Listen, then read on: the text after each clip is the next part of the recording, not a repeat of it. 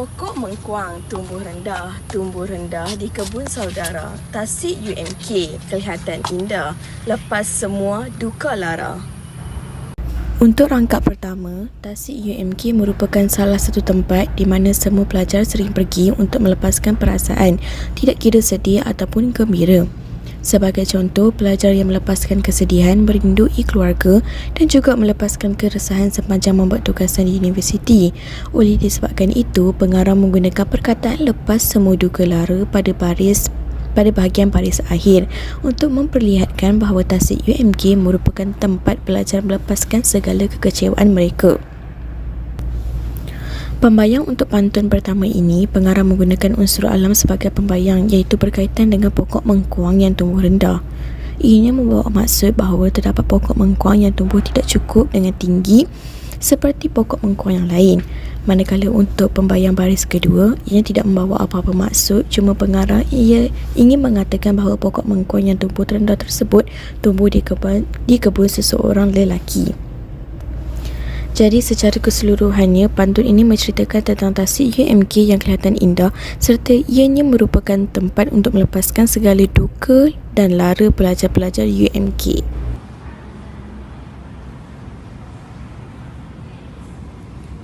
Tembak burung, peluru tersasar terkena tangga. Pustaka UMK nian besar, gedung ilmu seluruh warga.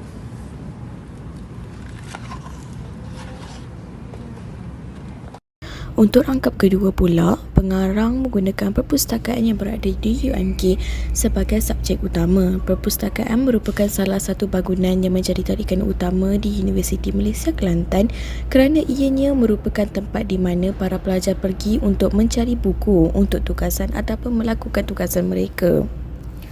Perpustakaan UMK merupakan salah satu tempat yang sentiasa menerima kunjungan warga luar, kerana itulah pengarang mengarang ayat gedung ilmu seluruh warga pada baris keempat. Sebagai contoh, Universiti Malaysia Kelantan menerima kunjungan daripada pelajar-pelajar sekolah lain untuk mengadakan program serta menjadikan perpustakaan UMK sebagai gedung ilmu utama. Pembayang untuk pantun kedua ini, pengarang menggunakan unsur alam iaitu fauna sebagai subjek utama. Baris pertama, pengarang menceritakan tentang tembak burung peluru tersasar. Ianya membawa maksud bahawa pemburu yang sedang memburu burung tersebut menggunakan senjata api, tetapi peluru yang dilepaskan tersasar kerana kemungkinan pemburu tersebut tidak pakar dalam memburu menggunakan senjata api. Secara keseluruhannya, pantun ini mengisahkan tentang perpustakaan UMK yang besar serta ianya menerima banyak kunjungan daripada banyak warga. Bukan sahaja warga UMK tetapi juga seluruh warga Pacuk yang sering kali datang untuk menimba ilmu di perpustakaan ini.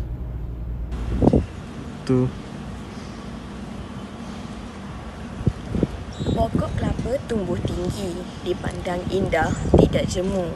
Sungguh banyak bangunan tinggi, tempat untuk menimba ilmu. Pantun yang ketiga pula mengisahkan tentang banyak bangunan tinggi yang terdapat di Universiti Malaysia Kelantan seperti bangunan Fakulti Teknologi Kreatif dan Warisan iaitu FTKW.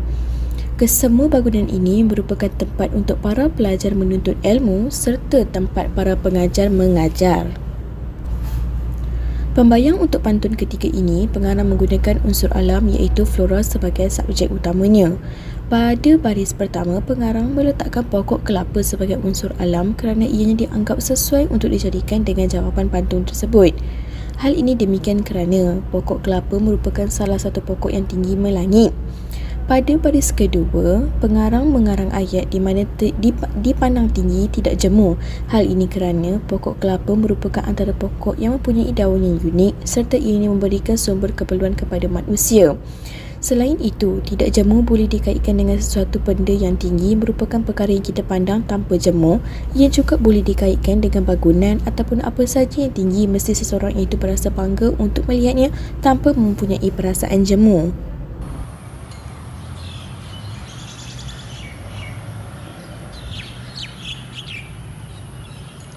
Pokok semalu, pokok berduri, tumbuh lebat di pohon gambir. Tersegam indah bangunan chancellery, kegunaan untuk para pentadbir.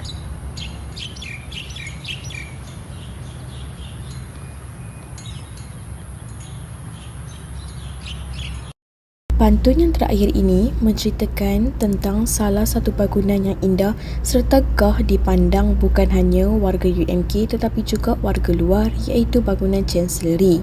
Bangunan Chancellery ini merupakan subjek utama yang pengarang gunakan kerana ianya merupakan bangunan pertama yang dapat dilihat oleh semua warga, tidak kira warga UMK ataupun luar. Bangunan Chancellery merupakan bangunan di mana terdapatnya para pentadbir Universiti Malaysia Kelantan sebagai contoh pejabat naik Chancellor. Pembayang bagi pantun yang terakhir ini juga menggunakan unsur alam iaitu flora sebagai subjek utama. Pokok sembalu merupakan pokok yang mempunyai duri yang sangat tajam dan ianya mengganggu, serta pokok sembalu juga sukar untuk dihapuskan. Unsur alam yang kedua ialah pohon gambir. Pohon gambir merupakan pohon yang boleh dijadikan sebagai ubatan. Sebagai contoh, gambir dapat mengeluarkan getah empedu yang dapat melancarkan proses pencernaan perut. Kedua-dua pohon itu dapat kita kaitkan dengan para pentadbir Universiti Malaysia Kelantan kerana tanpa mereka, kemungkinan Universiti Malaysia Kelantan tidak akan menjadi universiti yang terbaik di dalam ataupun di luar negara. Sekian, terima kasih.